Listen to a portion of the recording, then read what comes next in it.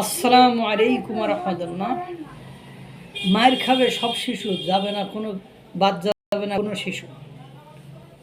এ কি, নিজের লোকেরা যদি এই জামায়াত আদর করে তাহলে অন্যরা না কি করবে? আপনারা জানেন এনসিপির যে নেতা যেখানে যাচ্ছে তিনি অবরুদ্ধ হয়ে যাচ্ছেন, তাকে সেখানে শেখানোর জন্য তারই দলের আহতরা, তারই দলের নেতারা, তারই দলের বিদ্রোহীরা তাদেরকে ঘিরে চাকাবাকা করে ধরতেছে।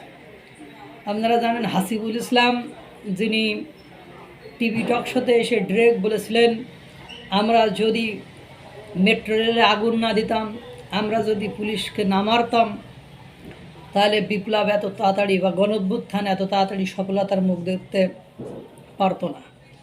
সেই হাসিবুর গতকালকে ইফতার পার্টিতে গিয়েছিল, সেখানে তার বৈষম্য বিরোধী ছাত্ররা অর্থাৎ এনসিপির এখন সদস্যরা ক্ষিপ্ত হয়ে মারবুকি অঙ্গভঙ্গিতে তাকে বারবার দেখে টানাটানি করতেছে, একবার ওইদিকে টেনে নিয়ে যায়, একবার এদিকে টেনে নিয়ে যায়। মানে এর অপমান, মানে নেতা দুদিন পরে এমপি নির্বাচন করবে, ওরে মনে করেন মারলে বিএনপি, জামাত বা অন্য কোনো বামপন্থী দল বা অন্য কোনো দলের বা আওয়ামী লীগের লোকেরা বা ছাত্রলীগের লোকেরা পিটাবে, সে জায়গায় তার দলের সদস্যরা তাকে পিটাচ্ছে, তাকে নিয়ে টানাটানি করতেছে, তাকে মান অপমান করতেছে। দেখলাম মুখটা শুকিয়ে একেবারে ছোটো হয়ে গিয়েছে, মানে মুখ দিয়ে কোনো কথাই বাইর হচ্ছে না, এরকম একটা অবস্থা। এর আগে আপনারা জানেন রাফি চট্টগ্রামে সে মাইর খেয়েছে।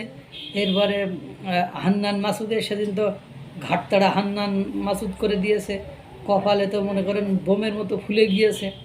এরপরে নাইটকে আটকে রাখছে।